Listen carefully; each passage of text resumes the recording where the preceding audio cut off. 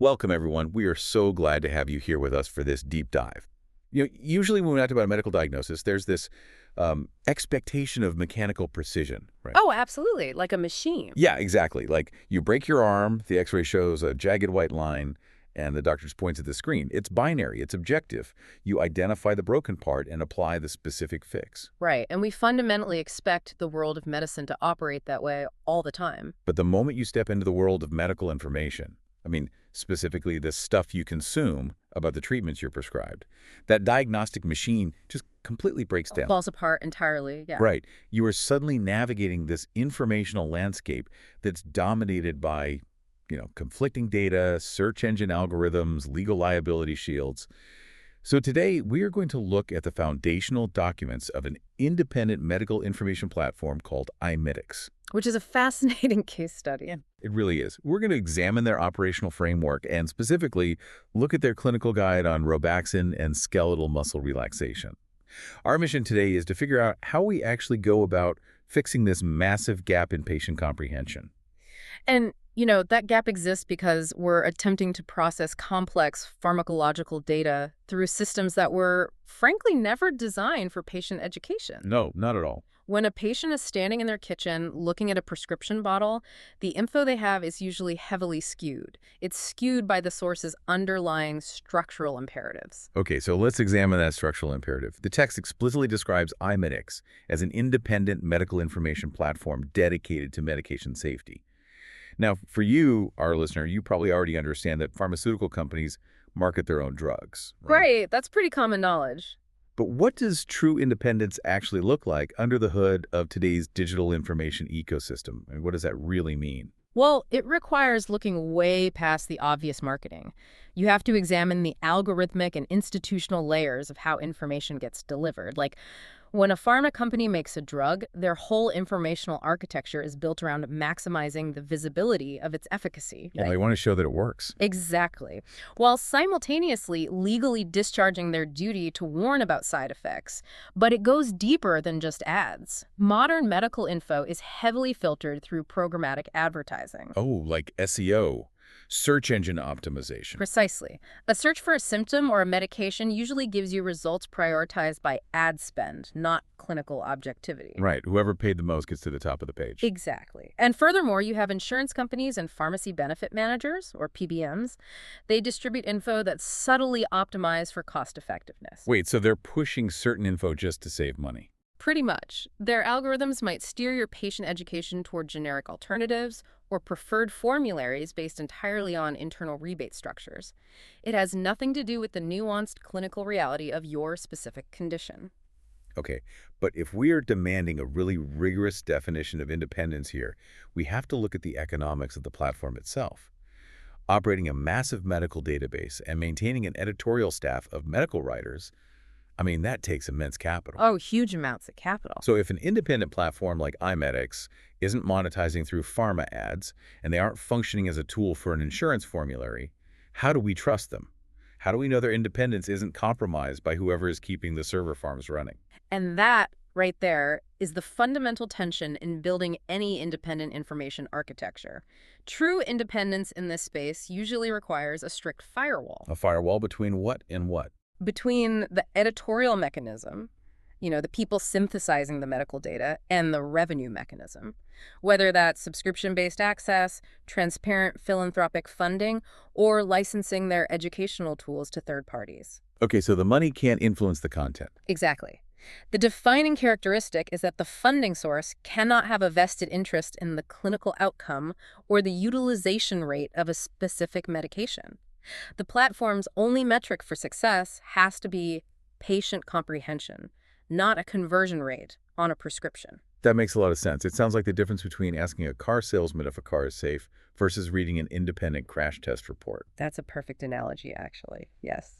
But, even if we strip away the marketing and the algorithms, we're still left with the physical document the patient receives at the point of care. I'm talking about that giant pamphlet stapled to the paper bag at the pharmacy. The one nobody reads. Exactly.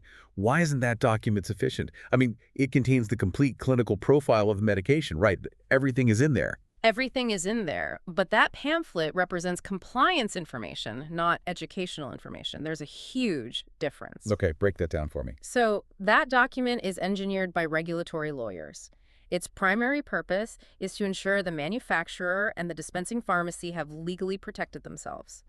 It uses this structural architecture of exhaustive listing. Meaning they just list every single thing that could possibly happen. Right. If a clinical trial of 10,000 people showed that 2 individuals experienced a specific adverse event, the legal imperative requires that event to be listed. Even if it's super rare. Exactly. The document does not weigh the probability, it doesn't explain the biological mechanism of the adverse event, and it doesn't contextualize the risk against the baseline risk of leaving your condition untreated. It simply dumps the raw data onto the page. Which basically forces the patient to become their own medical statistician. Which is impossible for most people. Totally. Because if you hand someone a legal document that lists both mild nausea and spontaneous cardiac arrest in the same paragraph, in the exact same font size, the human brain is going to really struggle to differentiate the likelihood of those two outcomes. It fails because evaluating medical risk involves probabilities, and the human brain relies on cognitive shortcuts, specifically something called the availability heuristic, especially when processing risk under stress. The availability heuristic. Yeah, so when a patient reads a terrifying, severe side effect, that image becomes highly available in their mind. The brain assigns a higher probability to an event simply because it is emotionally resonant or easy to visualize. Oh, wow. Here's where it gets really interesting, right? Because misunderstanding a medication risk isn't like misunderstanding the plot of a movie. It's more like trying to read the terms and conditions on a software update, except the software is your own body. That is exactly what it feels like. No wonder people are confused. That totally explains the psychological loop of the late-night internet doom scroll. You start looking up a mild symptom like a persistent headache, and within 10 minutes, you're reading about brain tumors. Right, because the algorithm serves up the most extreme, highly engaged content. And your brain's availability heuristic latches on to the absolute worst-case scenario. It's like you're trying to read the manual while your nervous system is actively glitching out. And the environmental context is so critical here. The patient reading that pamphlet is rarely in a state of cognitive rest, you know? They are dealing with the pathology of their condition. Pain, sleep deprivation, inflammation. Exactly. Their executive functioning is inherently compromised by the biological stress response. They are operating in a state of heightened sympathetic nervous system activity. Fight or flight. Exactly. And in that state, the brain struggles with the base rate fallacy. It ignores the overall statistical probability of a side effect and hyper-focuses on the specific frightening info right in front of them. And the downstream effects of this cognitive failure are severe, aren't they? I mean, if the risk is overstated in the patient's mind, we see medication non-adherence. Right. The patient simply refuses to take unnecessary treatment out of disproportionate fear. Conversely, if the risk is understated, maybe because the legal jargon was so dense they just gave up and assumed the pill was fine, you encounter really dangerous behavioral interactions. Absolutely. A patient might double a dose seeking faster relief, or combine the medication with substances that trigger severe interactions. Medication safety isn't just about the chemical stability of the pill. It's inextricably linked to the semantic framework used to explain that pill to the end user. Which brings us to the actual mechanisms a platform uses to build that framework. Our sources outline a two-pronged approach: the utilization of a drug database and the creation of educational resources. Right, the two go hand in hand. But wait, if a platform has constructed a purely objective, comprehensive drug database with all the pharmacological data, the pharmacokinetics, the contraindications, why spend the capital to build the educational resources? Should the raw data just speak for itself? Well, the problem is that raw data lacks a clinical denominator. A database functions on structured query languages. It categorizes info into rigid relational tables. Give me an example. So a database will list that a specific medication utilizes the CYP450 enzyme pathway for hepatic metabolism. That is a pure objective data point. But handing that data point to a patient provides zero utility. Right, because I have no idea what a CYP450 enzyme pathway is, let alone how it interacts with my morning grapefruit juice. Precisely. If a patient accesses a raw database, they might see a list of 40 potential drug interactions. What the database does not provide is the clinical narrative. Like, which of these is actually going to hurt me? Right. Which of these interactions result in a mild reduction in efficacy and which result in acute liver failure? The educational resources act as the semantic layer.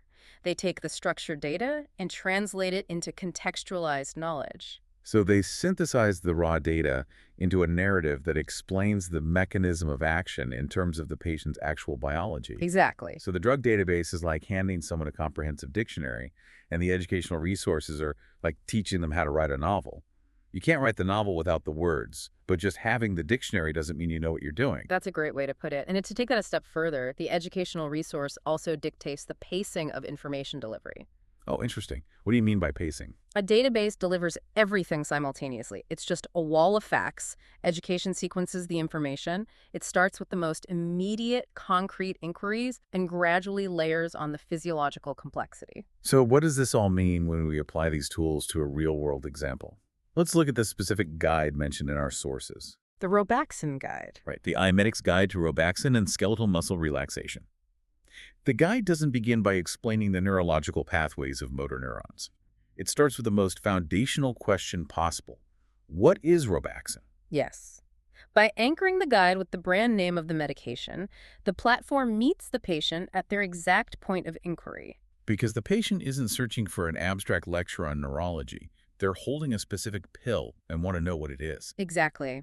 And once that baseline is established, the guide transitions into explaining the active ingredient, methocarbamol, and how it functions as a skeletal muscle relaxant. This is where the synthesis of data and education becomes so vital. Is this just about translating big medical words into small ones, or is there something inherently complex about skeletal muscle relaxation that requires an entire dedicated guide? It's the latter, because the term muscle relaxant is itself highly prone to patient misinterpretation. Okay, yeah. I mean, the intuitive leap for most people is that a muscle relaxant works directly on the muscle. If I have a knot in my lower back, my assumption is that the pill travels to that specific muscle fiber and chemically unties it, kind of like rubbing on a topical cream. And that fundamental misunderstanding of the mechanism of action is exactly what the educational resource has to dismantle. Wait, really? It doesn't go to the muscle? No, it doesn't. Methocarbamol does not operate at the site of the muscle fiber. It does not directly relax tense skeletal muscles. Then what is it doing? It operates entirely within the central nervous system. When a patient experiences an acute musculoskeletal spasm, they are trapped in a neurological loop. A loop, like a feedback loop. Exactly. Pain stimuli travel from the muscle to the spinal cord, and the spinal cord fires back a reflex, a polysynaptic reflex, that tells the muscle to contract even further, Yeah. which causes more pain, which triggers more contraction. Oh, wow. So the muscle is just constantly being told to tense up. Right. So the medication isn't targeting the muscle at all, it is targeting that neurological communication loop. It acts as a central nervous system depressant. A depressant. Okay. Methocarbamol dampens the transmission of these nerve impulses within the spinal cord and the brain. By suppressing the central nervous system's overall level of excitability, it disrupts that polysynaptic reflex arc. So the muscle relaxes secondarily because the brain has basically stopped screaming at it to contract. You nailed it. That's exactly how it works. But that distinction between localized targeting and central nervous system depression, that completely redefines the patient's safety parameters. Completely. Because if you believe the drug only affects your lower back, you might assume it's perfectly safe to drive a car or operate heavy machinery. You wouldn't see the danger in having a glass of wine with dinner. And that is a potentially fatal cognitive error. Because methocarbamol is a systemic CNS depressant, the patient will experience generalized sedation. Their whole body slows down. Right. Their reaction times will slow, their cognitive sharpness will dull, they may experience dizziness. If a patient combines methocarbamol with alcohol or with other depressants like benzodiazepines or certain sleep aids, they are compounding that central nervous system depression. Which is incredibly dangerous. Extremely. The combined effect can lead to severe respiratory depression, profound sedation, and life-threatening emergencies. This makes me realize why we need a clear differentiation in the patient's mind between this class of medication and other common pain relievers. I mean, how does an educational platform explain the difference between taking methocarbamol for a back spasm versus taking, say, an over-the-counter anti-inflammatory or even a prescribed opioid? It requires mapping out the distinct biological targets. An educational guide will clarify that nonsteroidal anti-inflammatory drugs, or NSAIDs, like ibuprofen, work by inhibiting the cyclooxygenase The enzymes. COX-1 and COX-2 enzymes, right? Exactly, and inhibiting those prevents the synthesis of prostaglandins, which are the chemicals that cause inflammation and swelling directly at the site of the injury. So NSAIDs target the localized chemical response. Okay, so that's localized. But what about opioids? Opioids target the brain's perception of the pain. They bind to the mu-opioid receptors in the central nervous system and the gastrointestinal tract. But here's the key. Opioids do not fix the muscle spasm, Hmm. nor do they reduce the inflammation. They simply block the brain from registering the pain signal. So methocarbamol sits in a completely different clinical category entirely. It does. It is typically deployed for acute, painful musculoskeletal conditions. Think of a severe strain, a sprain, or a mechanical back injury where the primary pathology is the mechanical spasm itself. So by dampening the spinal reflexes, it breaks the cycle of the spasm, which allows the patient to actually engage in physical therapy or just get some rest without that continuous involuntary contraction. Precisely. And this is why managing the patient's expectations of symptom relief is so crucial here. Yeah, because if they take it expecting the targeted, localized relief of an anti-inflammatory, they're going to be confused. Or if they expect the profound, pain-blocking euphoria of an opioid, they're going to totally misunderstand the efficacy of the muscle relaxant. They need to understand that the primary sensation they will experience is likely generalized sedation. And that the relief of the muscle spasm is a byproduct of that systemic dampening. Exactly. And this is the ultimate function of the independent educational platform. It shifts the patient from being a passive recipient of chemical interventions to an active, informed participant in their own neurology. That is so powerful. By explaining that methocarbamol requires CNS depression to work, the platform eliminates the panic a patient might feel when they suddenly become overwhelmingly drowsy. Right. They understand that the sedation is not an adverse reaction. It's the mechanism of action functioning exactly as intended. When you look at the architecture of this entire process, I mean, from establishing structural independence away from marketing and algorithms to countering the human brain's natural cognitive biases under stress, to translating raw database inputs into contextualized knowledge, you really realize the sheer scale of the effort required simply to safely ingest a single pill. It really highlights the fragility of our current point-of-care communication. The expectation that a patient will absorb and retain complex pharmacological nuances during a rushed 15-minute clinical encounter. Or while standing at a busy pharmacy counter reading a microscopic legal pamphlet. Exactly. It is fundamentally flawed. The independent medical information platform exists because the primary systems of healthcare delivery have optimized for throughput and legal compliance. Leaving this massive informational vacuum where patient comprehension should be. Yes. So to you, our listener, the next time you find yourself holding a new prescription, analyzing the risks, and trying to understand what the chemical will actually do to your biology, evaluate the architecture of your information source. Look really closely at where it's coming from. Right. If the text does not explain the biological mechanism, if it does not differentiate between localized and systemic effects, and if it does not translate the probability of risk into a usable clinical narrative, you are likely reading a document designed to protect a corporation rather than educate a patient. And, I leave you with this thought.